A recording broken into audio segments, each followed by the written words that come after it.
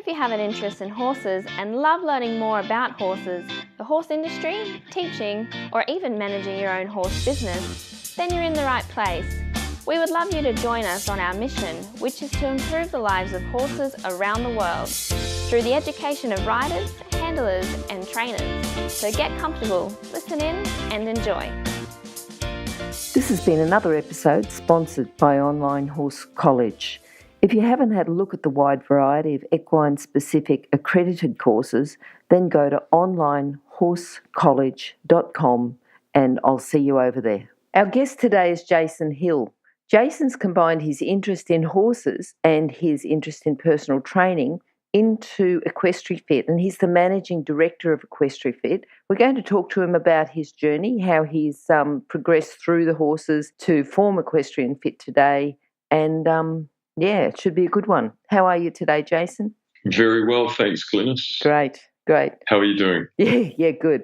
Now, Jason, we normally start off with a favourite quote. What have you got for us today? One of the favourite quotes that stands out for me is anyone can get inspired, but not everyone can follow through. That really has been at the fore in the development of the EquestriFit program, but also as a rider, also for me. Yes, as a rider, I'm sure, and personal trainer, and I'm sure within EquestriFit you use that because people do get inspired. They can go somewhere, get inspired, get all motivated up, but it's that following through that counts, isn't it? Absolutely. It's the consistent, not an occasional effort that will make the difference ultimately. Yeah, no, that's good. Now, Jason, tell us about how you started with horses, and not just how you started, but what your very first memories were. Well, actually, my first memory of on horseback was at Liberty, actually. I was only 5 years old, and my sister had placed me on her horse when it was quietly eating grass, and had let the horse go momentarily to close the gate, and the horse had taken fright and gone for a gallop with me on its back. Unfortunately, it liked grass more than it liked to gallop, so it was didn't go far. But that was my earliest memory of riding a horse at Liberty.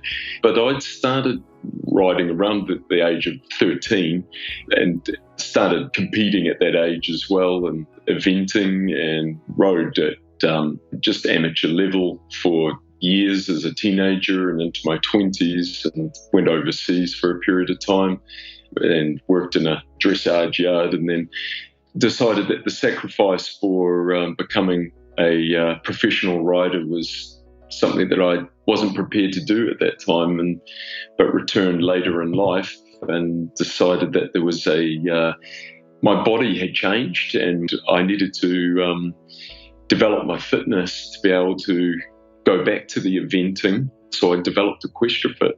Okay. So you had a career with horses. Where did you go to? When I went overseas, I went to ride in a dressage yard because at that time I felt I needed to focus on my flat work. The jumping was always something that came easily to me. And it was based in Hereford at a yard there called Sheepcote, and they had a group of advanced and Grand Prix horses, and that we had an opportunity to ride on, and it was a great opportunity to be able to advance your skills and your craft, and so that was in my early 20s. So what skills do you think you need then to have a career with horses? You know, because you've started off with one and you see and you work with a lot of people with horses now. So the skills required to have that actual career with horses. And, you know, even though you're saying, well, horses isn't for me, I consider that you've got a career with horses because you're working with horse people to give them complementary skills for their riding. Yes, sure. I think probably most people that are involved with horses have the passion, and that's really what keeps you motivated, because we all know that it's a lot of labour and a lot of hard work, and for a few moments of pleasure, and to be able to continue to advance your abilities and your effectiveness as a rider. I think sacrifice is probably the other word that really springs to mind, because you're having to give up a lot to be able to develop the skills and craft as a rider. Mm-hmm. And that's not everyone can make those sacrifices. And the dedication and hard work certainly comes into that. But it's the passion ultimately that will get you through, and you need to feed that passion. It might be with doing courses or reading material, but you need to keep that fire alive. And the more effective you are, I believe, as a rider, the more enjoyment ultimately that you get out of your sport. Mm-hmm. Mm-hmm. What about you combining sort of the horses, the personal training? What led you to that path? It was really I had a serious back injury in my 20s, which really thwarted my ability to jump or ride for long periods of time. I had a prolapsed disc. And so I started to understand a little bit more about the physiology of my own body and what I needed to do to enable to rehabilitate myself, and started me on that path of fitness and strengthening core and understanding more about muscle balance that enabled me to sit with better symmetry in the saddle, and which is ultimately what every rider needs to do. So that was really where the journey began. And I realized coming back after a period away, traveling overseas, that my stability and balance had changed, and that I needed a means of regaining that response from the body that comes so easily when we're young. Mm-hmm. And so I built Bounce, which is a functional training platform. Essentially, it's a saddle that riders sit in, and it's suspended, and it's reactive. So the rider's always having to balance themselves while they train off external resistance, which is resistance bands, and they do a series of exercises to develop their 2-point position, their jumping position, and and while seated in the saddle. Mm-hmm. Mm-hmm. Now, what do you think is the best thing about working in the horse industry? I think engaging in your sport or in an area or field where you plug into, or that your interest is in, and it keeps you engaged. And once again, that will feed your passion, because at the base of it, I have that passion for horses. Mm-hmm. And that is every day when I can engaging in that is great. I love that. And talking with other horse people, you learn a lot about your craft as a rider, and sharing ideas. And so that's fantastic. It's not different to training in a gym as a personal trainer where I'm doing, say, general fitness, or it's actually more focused and specialized, and it involves my sport. Mm-hmm. Mm-hmm. So that's a wonderful part of what I do. Yep. Yeah. And most people say, it's the horses and the people, and a lot of the time it all comes together, doesn't it? Yes, yeah, absolutely. The social aspect of it, meeting some great people along the way with a lot of experience. And I find every day, I've been riding horses for a long time now, and every day I'll learn something new. Yep. As every rider knows, that you never stop learning. It's sure. So that's a wonderful thing about the sport. It's so complex, and really, it's something we can do well into our old age. And so I think that's the great thing about the sport.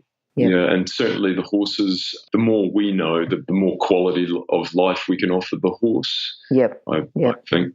Yep. Yep. Now, tell us about someone who might have influenced you and helped you in your career.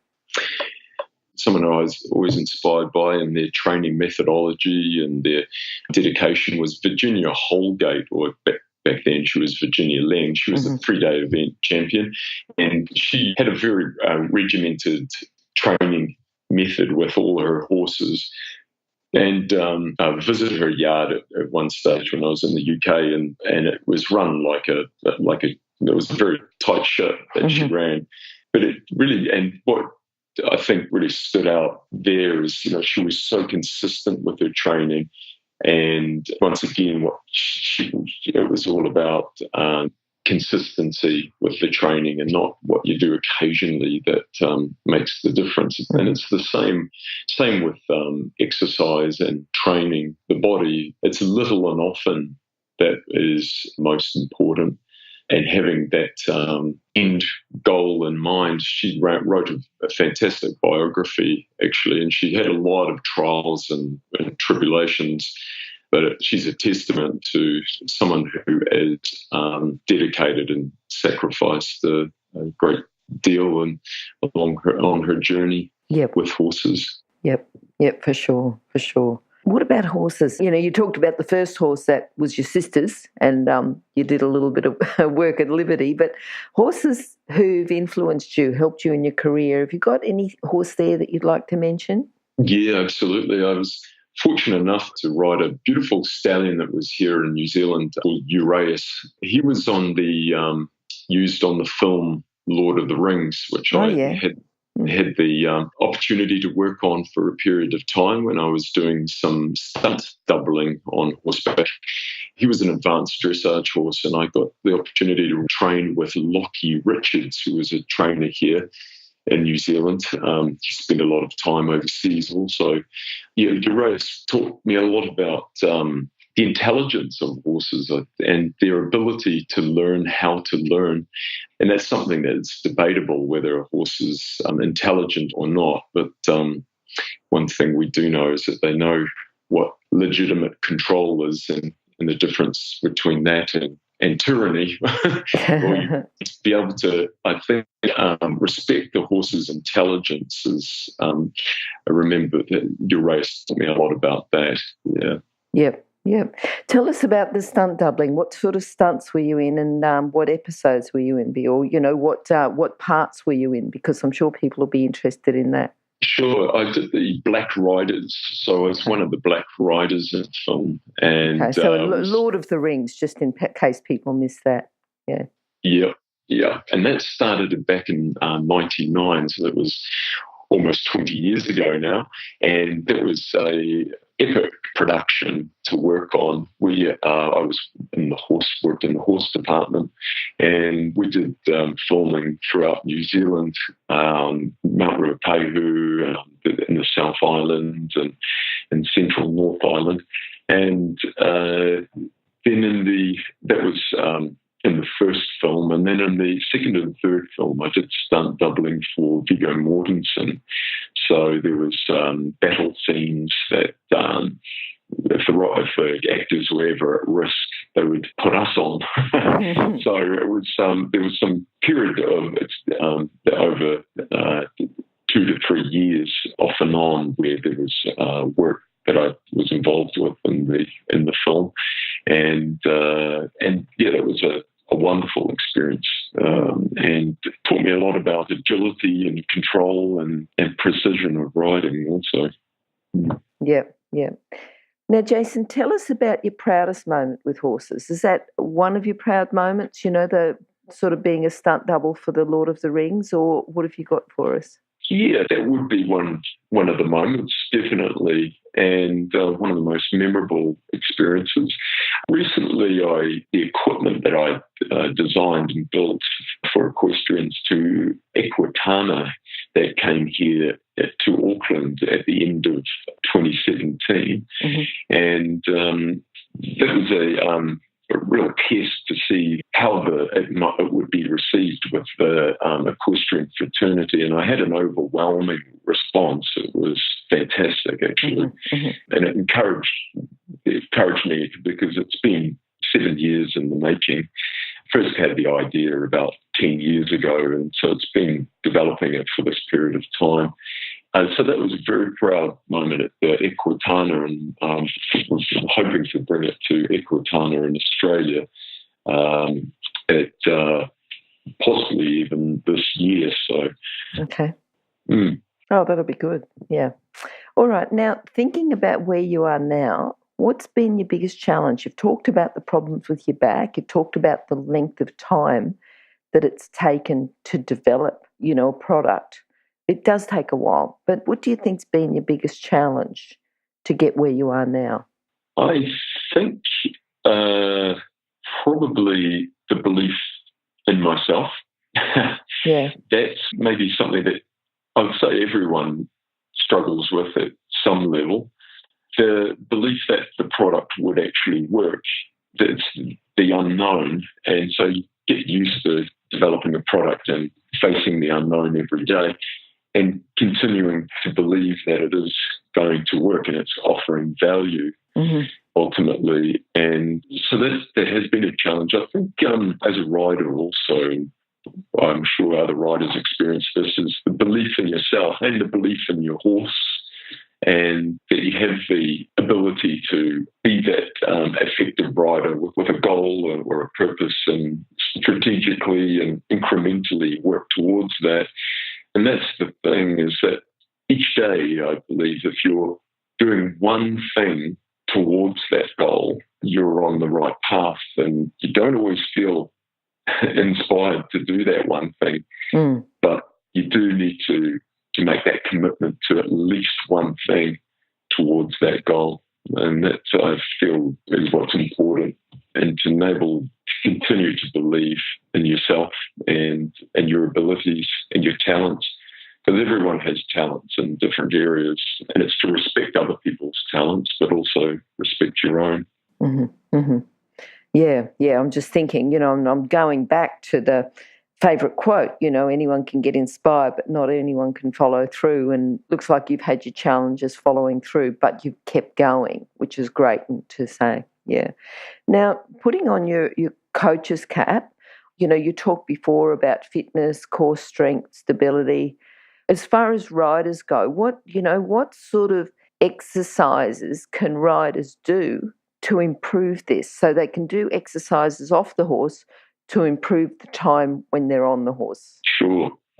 Latest studies around variability training have shown that is most effective for developing skills and stability and effectiveness in your chosen sport. So variability training is moving the body on its many different planes of motion and giving it varied stimulus. So in essence, you're doing less repetitions, but more variations or more varied exercise. And what the studies have shown is that it provides the brain with maximum feedback of movement, and it actually de-stresses the brain when it has more information about how to protect the body. So when it de-stresses the body, the whole physiology of the body changes, and you get the flow factor. It just functions better. So you may, some of the examples of exercises that I do with clients are a lot of single leg stance work, so you're involving a lot of balance, and then combining that with resistance work. And so I use resistance bands simply because resistance bands provide resistance on all planes of motion, and as riders we need to be able to balance on all planes of motion and stabilize on all planes of motion. And if we have external resistance, such as a resistance band, we're having to activate the core and to be able to keep our balance and body control. So doing single leg balance work with resistance bands, varied exercises on lots of different planes of motion is going to provide that stimulus that we need as riders, to be able to get that stabilization around the joints and gain that control when we're on the horse. Posturally, for riders, it's important that we sit with symmetry and alignment, and posture is dependent on the quality of our movement patterns such as squats and lunges, and the full range of that squat and the lunge with control of the hips. So it's going to help develop the core control and the alignment of the hips in the saddle. So we need to focus on keeping, especially, I mentioned there, full range of motion on the joints, and that's mobility. So doing stretching is going to maintain that full range of motion on the joints. And when we have that, the signals from the brain to the joints remains strong. And that's important for riders for response and precision of and application of aids and better innovation. Innovation just means just being able to move your body. So mobility is very important. Also, a few exercises to improve that mobility, hip stretches, hamstring stretches, and keeping the hips mobile so that the stiffness doesn't make way into those joints. But at the same time, you're wanting to develop stability around those joints. So doing things like leg raises is going to lying on your side, for instance, and raising the leg up and to the side helps strengthen your hip stabilizers, which are your lateral stabilizers in the saddle. So doing your mobilizing and stabilizing in conjunction is important because the body will has the ability to excite or pacify segments of the body. And if it's not getting the right stability work, it will stiffen those joints to protect them. That's why some riders have a stiffening of the lower back and the hips. Mm-hmm. So the same could be said for the upper back. That's a very important area for riders also to focus on. Doing a simple exercise over an extension exercise, like over the back of a chair. When you're seated in the back of a chair, just simply take your hands behind your head, open up the chest, extend back, and be able to retain the movement in that upper back area is very important to enable the core to function effectively. It's almost like a pathway. Authentic core function is blocked if the upper back is stiff. It's like standing on a hose pipe and wondering why the water isn't coming out. If you've got good mobility in that upper back area, it will help your core to function. There would be some fundamentals for riders. Wait, can you hear anything? No? That's because we're waiting for someone with a good quality horse product to be advertised here. If that's you, then contact us, horsechats@horsechats.com, and we'll send you the details. Thanks. Knowing what you know now about fitness strengthening, how do you think it would have affected you as a stunt rider? Do you think you would have done a better job? Do you think you could have? Is that where you hurt your back as a stunt rider? No, it was prior to that, actually. I feel I was in my early 20s when I had the back injury, and it was some years later that I did my stunt work after I had rehabilitated. Okay, good. Having the knowledge that I have now certainly would have helped me when I was rehabbing my back and would have actually prevented the injury in the first place, yes. Okay. Now, tell us about, I want to think back of a memory of one particular stunt that you did that you just thought, wow, I can't believe I ever did that. Was there anything that you did that was a bit different, a bit way out, a bit, you're not. Yeah, plenty. There was lots. We had some pretty close calls, and a lot of the stunts you're doing at full gallop.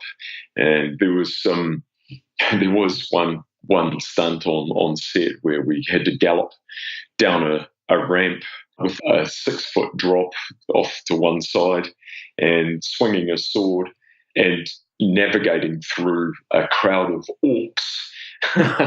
So that was pretty hairy scene. It was you do need to have that precision and stability to be able to keep yourself safe. Yep.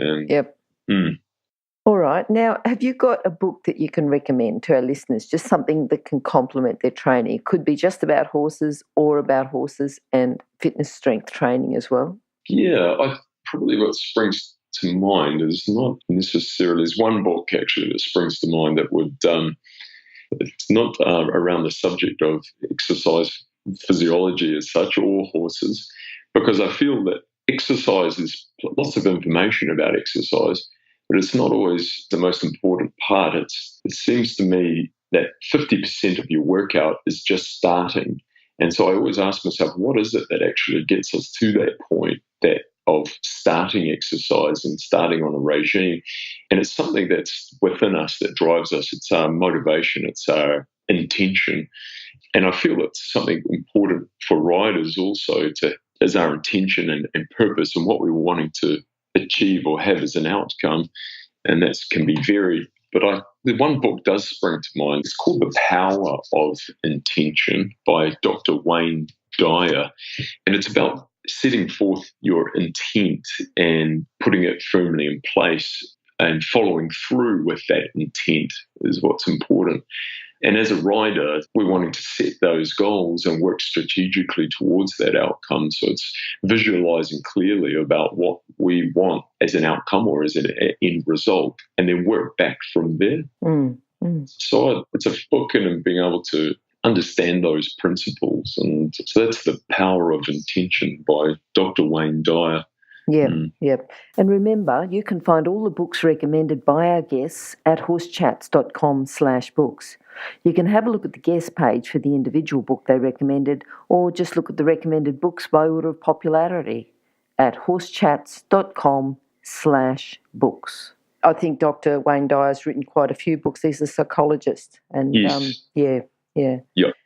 Okay. Jason, what are you looking forward to now? You mentioned going to Equitana. Is that the main thing you're looking forward to? You've got on your plans. You're working with riders now. Just tell us a little bit about what you've got in your future. Sure. I'd like to make it to Equitana at the end of this year and take the EquestriaFit training system. I'm wanting to develop an equestrian-specific gym. So there's with equipment and specific exercises for riders, and have the training system ready for other riders and people interested in the exercise field to be able to become an EquestriaFit trainer themselves, and have a base similar to mine where they're in the country and have a fraternity of riders nearby that they can build a business and work with their passion. Sounds good. And I think good for the industry. And you said earlier, the more that we know, the better it is for the horse welfare anyway. Absolutely. So the more we know, the more we can help the horses. Yeah. That's right. And improve their quality of life. Yep. Okay. Can you summarise then your philosophy with horses? Being a thinking rider, if our strategy isn't working, we need to change that strategy, and we need to be talking the horse's language and not our own language to the horse, which is obvious, but sometimes we need to remind ourselves of that. It's staying, I think, with learning and growing. We're building our tools for becoming a more effective rider, and then every day is different with our horses. So it's knowing what tools to take out for which job, and if that's a picture that I could create for you, I think that would be stay thinking. It's the thinking riders, and those are the top riders that you see, the professionals. They are always understanding more about their horses every day and staying engaged. Okay. Now, Jason, how can people contact you? Through the EquestriaFit website at equestriafit.co.nz, or Jason at equestriafit.co.nz. And I have contact details there. I also have a Facebook page, and I'd be happy to help anyone that's interested in taking their riding to that next level. Brilliant. The other thing too, Jason, your details will be on horsechats.com/Jason Hill, or just go to horsechats.com and search for Jason. Brilliant. Okay. All right, Jason, thanks very much. I think you've brought in a new perspective, something more for riders and horse people to think about. And I think, that something that you said, the more we know, the more we can help the horse. I think that's, part of what we do. It's, education. The more we know, the more we can help the horse. So thanks very much for talking to us today, and hopefully we'll talk to you again sometime soon. Excellent. Thanks, Glenys. Bye. Bye. Now, if you're still there, you probably know that I'm absolutely passionate about education within the horse industry. That's why I host this podcast. My other venture is Online Horse College. Have a look now at onlinehorsecollege.com and I'll see you over there. Remember that our comments and instructions are general in nature and do not take into consideration your individual horses or your individual ability and circumstances. If you enjoyed this podcast, then please leave your comment below.